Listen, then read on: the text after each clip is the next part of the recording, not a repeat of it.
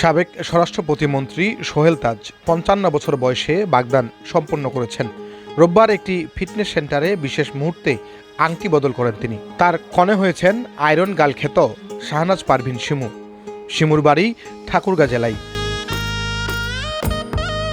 সামাজিক যোগাযোগ মাধ্যম ফেসবুকে শেয়ার করা একটি ভিডিওতে দেখা যায় সোহেল তাজ হাঁটু গেড়ে কনের হাতে আংটি পরিয়ে দিচ্ছেন।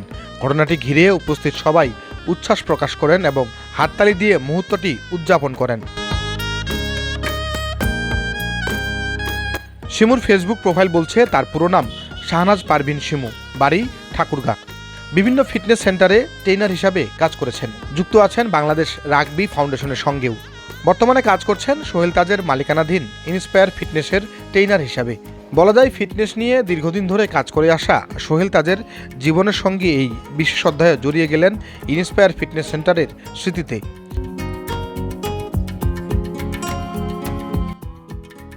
এর আগেও বেশ কিছুদিন আগে ৬০ বছর বয়সী খন্দকার মুস্তাক আহমেদকে বিয়ে করে আলোচনায় আসেন ঠাকুরগাঁয়ের কন্যা সিনথিয়া ইসলাম তিশা।